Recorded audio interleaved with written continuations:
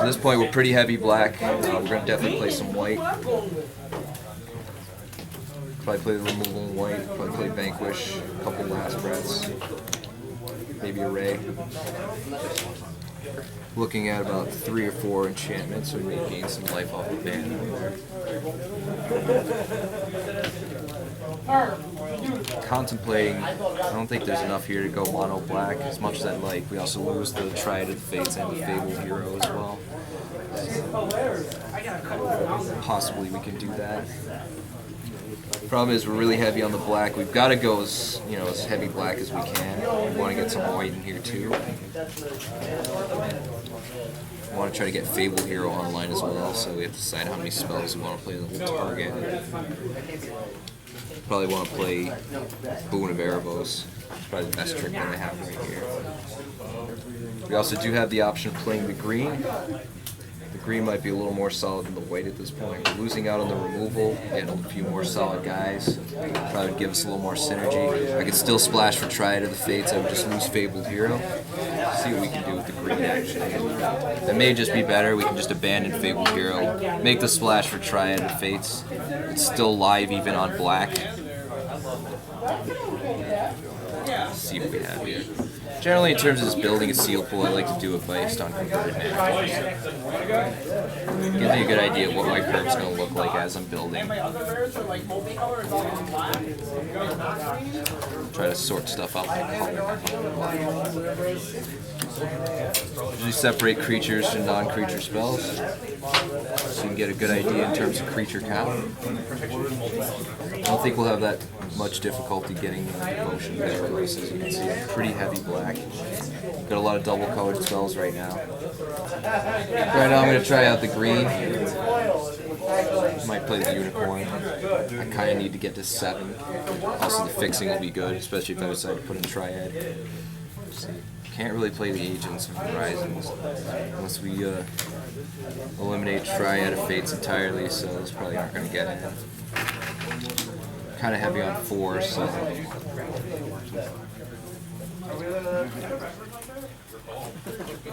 think at this point we may have to abandon green and just go into white. This way we get a little more removal. Still maintain the devotion in black, which is important. Could also play red. Splash for the Magma Jets. And the Rage of Proforos. Okay, Magic players, you've had 20 minutes of deck instruction. At this point, you should have opened all of your packs. I'm noticing at this point that there's a lot of 4-drops in this format. Usually there's like a magic number in each format. Set maybe heavy 3. Innistrad seemed like it had a lot of 3-drops. A couple other formats. Scourge usually didn't start until turn 3. We may end up going red at this point. Get a little better curve, stronger creatures. Can splash the white for Triad of Fates. So we have 34 cards right now. Naturally, we don't need this many for the deck. We probably could use a minimum 23, maybe 24. We'll probably have to play 23 at this point, 17 lands, just because we have a 7-drop in the deck. We've got a couple 6-drops. We've got to be able to reliably make Stone Shock Giant monstrous. Obviously 4 is kind of our sweet spot, so we've got to cut some 4s to start. If we want to play it safe, we can cut Triad of Fates entirely, not do white, just go with black-red. It does require a pretty heavy amount of setup to get this card going. I'm trying to see if I have any synergy with that card that comes with the play abilities. Pretty good Mogus Water, might be a little excessive. Same with the Grey Merchant, the Disciple. Turn Centaur, we've got a little middle engine going on. The only problem is you still have to put a fate counter on it. And when you exile it, you're going to lose the fate counter.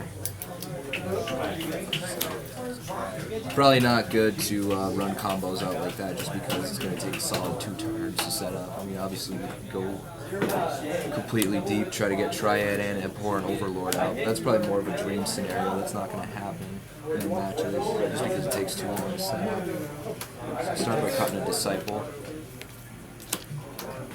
I don't see myself playing the Scourge Marks even with the card draw. Honestly, it doesn't seem like it's enough. So generally, you want to cut to the from the top. You can't be running too many slow spells at this point. Kind of need to get rid of what things we absolutely don't have to play. A couple fives, a bunch of fours still. So we still need to cut from the four slot. I think at this point I'm leaning towards cutting Triad Fates. I mean, at this point it wouldn't be too heavy of a commitment to splash. Likely only need a couple planes. We have the Unicorn for the fixer.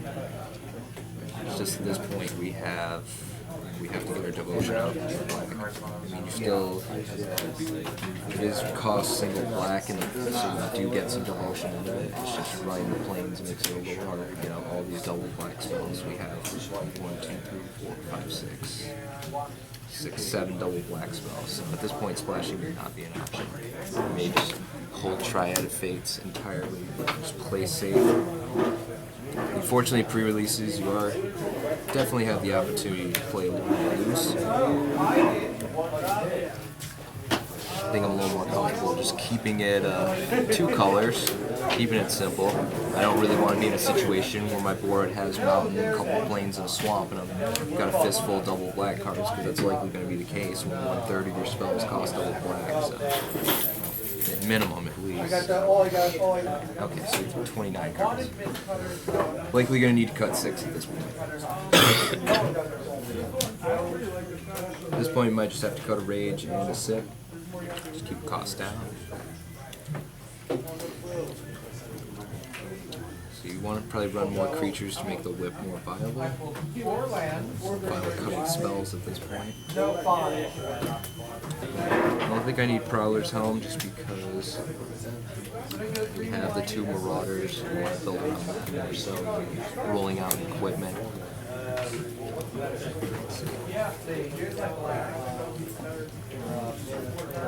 At this point, we have a pretty decent removal suite between the Rage, the Sip, Magma Jet, got the draw with Read the Bones. I think I may take Viper's Kiss out at this point. Side into it if necessary. I do have a lot of flex options in the board right now. Decent amount of removal. At this point we're in 2 colors. We likely don't need the Unicorn. Hitting 4 is pretty important. Like I said, I'm only on 2 colors. 6, 10, 13, 17, 20, 25. As you can see, I've got 15 minutes left, cut 2 cards. I'm doing pretty solid right now, honestly. We've got a decent creature suite. Looking at mana symbols, we've got 1, 2, 3, 4, 5, 6, 7, 8, 9, 10, 11, 12, 13, 14, 15, 16, 17. Okay, so we've got a pretty solid option in terms of devotion.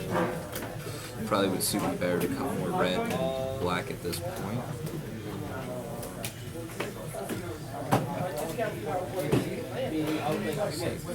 I may actually cut a second Disciple. The ability's nice. It wouldn't be very hard for me to see, probably on average, 3 or 4 cards, considering that I have a couple of Disciples that would come out in turn 4. Likely have a couple of likely have some black cards out at that point, since we're going to be playing the long game. Same with Great Merchant. Hopefully we can hit that for about 4 to 6 life when that comes out. At this point I still have to cut 2 more cards. At this point we may cut one of the Breathe the Bones, even though I like the possibility of digging deep. We have 1 heroic spell right now, so we probably don't need the triggers. I think if I was still on white, I'd probably want to run that trick. Let's see. At this point, is this something to consider switching back into white? Possibly play the Triad. This is usually what happens in sealed pools. I tend to second guess myself. I think I have something going, and then I go and look back. It doesn't really hurt to look at it that way. You may end up missing something that you didn't see previously, possibly misreading a card. You get a significant amount of time to build the decks. You don't really want to be put in a situation where you don't have a deck ready and you have within 5 minutes left of deck destruction, just because you're going to rush yourself and end up with something significantly worse than you expected. So assuming we remove the red, some cards here.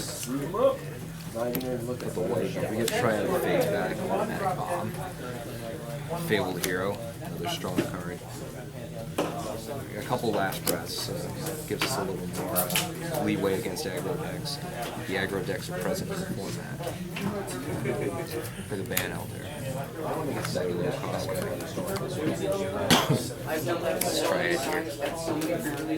Vanquish the foe for more movement. Nice, we play Ray. At this point we see. And most of the time the second deck is better. Yeah.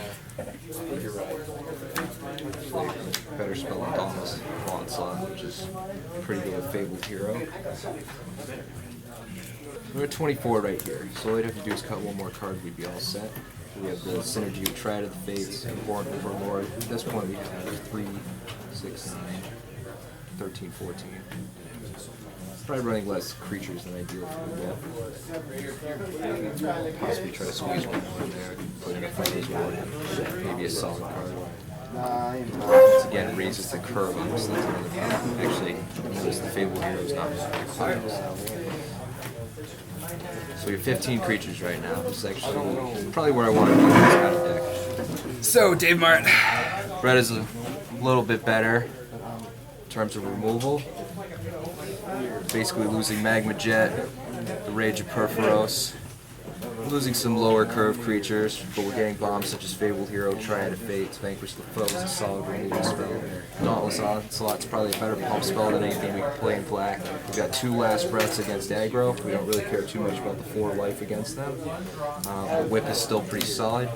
Say we still have this crazy dream scenario with Triad of Fates and Abhorrent Overlord. I don't expect that to happen. Maybe same with Grey Merchant, Disciple as well. Erebos' Emissary and Whip. We have synergy there. Fabled Hero and spells is usually pretty good. I don't know if I have enough spells to make that go crazy, but 2/2 double strike is still pretty solid. You can play with Hounds of Gristlebrand, even though that was 2 guys. Still pretty solid card. Mogus Marauder, Triad of Fates, another possible win condition. Draw a spell and read the bones. And we got Ordeal of Erebos, possibly strap that onto Fabled Hero, get a possible blowout in. So, we're looking pretty decent right now. I kind of like what I have. I have some flex options in Ray of Dissolution for those problem artifacts. Not going to be able to break gods with that, but we'll at least try to break some solid cards there. We have Glare of Heresy, another flex option. I need to board into a Farah's Warden. I hope I don't have to do that. It's costs 4 mana. It's not going to be great against aggro. At that point, I'm going to be rather dropping 4 drops like Disciple, the Emissary, my God, actually, Triad of Fates, even the Whip. Eidolon I don't think is good enough. We might have to board into God's Willing. There's another flex option right there. I see that my opponent's running a ton of removal. We can go into that. Boon of Erebos, another decent trick. I may actually put that in just to make Fabled Hero a little stronger. Fighter's Kiss, another flex removal spell. So, at this point we have a pretty good idea of what we want to do. How do you feel about your deck? Really like it. There's some pretty good synergy here. Some solid cards. It helps we opened up a bunch of solid rares tonight. Got the God. That's probably going to win me a couple games right there. It's going to be very easy to hit Devotion. The promos in the deck. You know, Abhorrent Overlord I think is very solid. I almost actually went white. Unfortunately, I got to go both ways. Awesome. Hero's a solid card, could win on its own. Triad of Fates, given the right board position, you know, probably win games off of that. And then the Overlord at the top. So at this point, we just gotta get some lands, sleeve up, slog through 4 rounds of the pre-release tonight. Try not to lose too much sleep. You know, drink a lot of soda, eat a lot of pizza. Usual pre-release stuff. Regret doing this at 6 in the morning, then passing out and waking up at 4 p.m. for another pre-release.